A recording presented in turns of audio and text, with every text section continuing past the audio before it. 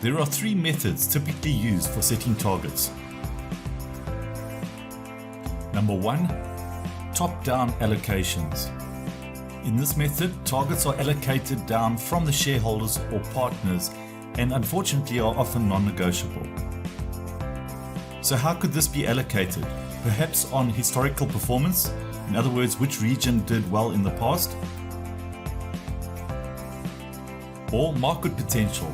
Example, the market size, which region is bigger and therefore needs more of the target allocated to them.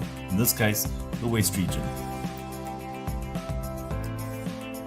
Eventually, the targets are allocated to individual people, and this can be based on track record.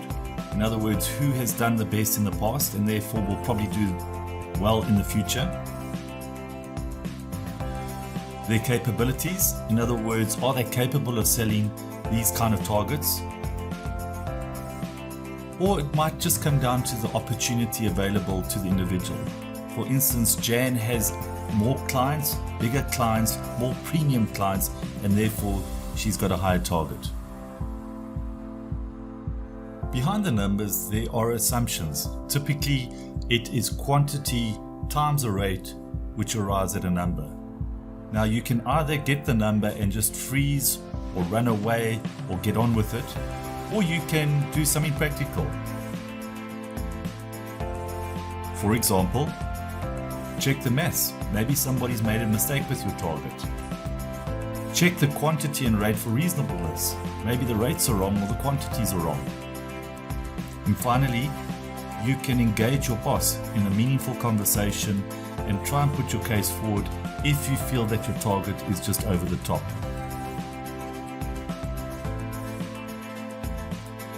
Number two, targets are based on industry benchmarks.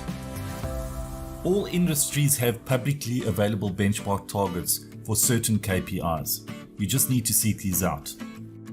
For example, in the airline industry, there are publicly available metrics around on-time departures, net promoter scores, or carbon emissions.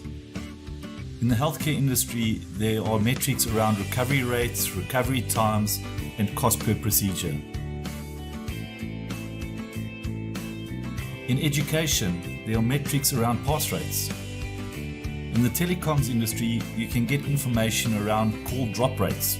In the manufacturing industry, suppliers will even boast about order lead times or orders on time and in full, so you can get this information from these suppliers.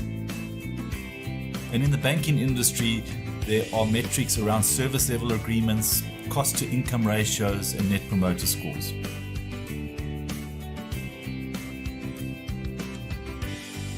So if you want targets that are industry related, you need to get out there, do some research, and find the targets that are most relevant for your industry. But you need to be careful, because not all targets that are industry targets will be relevant for you. You may need to adjust for your region or locality. For instance, what happens in North America might not be true in Africa.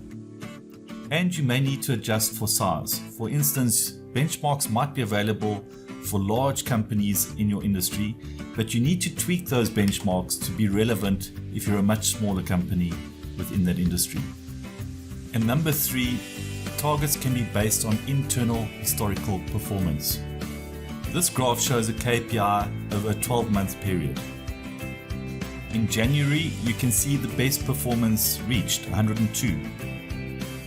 November and December are really good months. You can see that the first 6 months are quite erratic or volatile. 1 month up, 1 month down.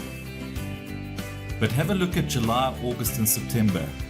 These were the three best months in a row. 88, 90 and 86. The average for those 3 months is 88%, and you would do well to make that your target. It's very important that you do not fall into the trap of making the best month the target.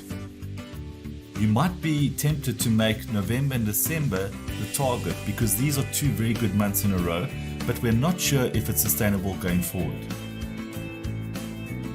What we're looking for is a good, reliable, sustainable target, and the average of July to September is your best bet in this situation.